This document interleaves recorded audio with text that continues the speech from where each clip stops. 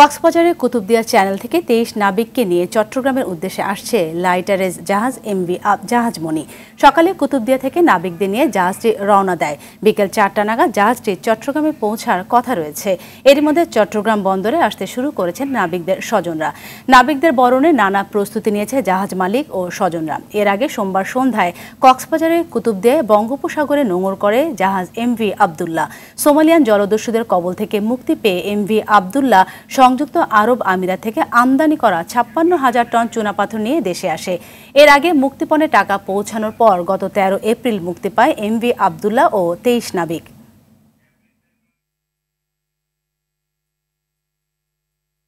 দর্শক, এ বিষয়ে বিস্তারিত জানাতে চট্টগ্রাম থেকে আমাদের সাথে সরাসরি যুক্ত হচ্ছেন সহকর্মী সাইফুল মাহমুদ।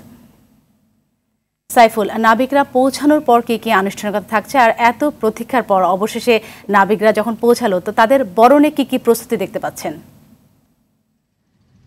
জি, সাথে যেমনটি বলেছেন, আর মাত্র 2 ঘন্টা পরে এমভি আবদুল্লাহ নাবিকরা কিন্তু চট্টগ্রাম বন্দরে পৌঁছাবেন এবং তাদের আনুষ্ঠানিকতার জন্য কিন্তু চট্টগ্রাম বন্দর কর্তৃপক্ষ এবং কেএসআরএম গ্রুপ কিন্তু বিভিন্ন অনুষ্ঠানের আয়োজন করেছে। প্রথমে কিন্তু তারা কিন্তু আসবেন এনসিটি 1 জেটিতে আসবেন, সেখান থেকে তাদেরকে কিন্তু বরণ করবে চট্টগ্রাম বন্দর কর্তৃপক্ষ। এরপরে কেএসআরএম গ্রুপকে বুঝিয়ে দেওয়া হবে। কেএসআরএম গ্রুপ তাদের প্রতিজনকে তাদের স্বজনের হাতে তুলে দিবেন এবং এর পরপরেই তারা আনুষ্ঠানিকভাবে কিন্তু একটা ব্রিফ করবেন বলে জানিয়েছেন।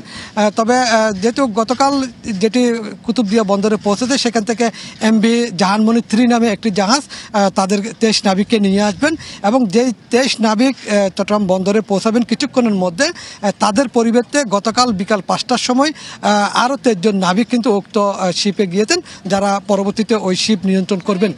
তবে এখনো পর্যন্ত আসলে ওরা আসেনি, তা আসার জন্য কিন্তু অপেক্ষা করছেন।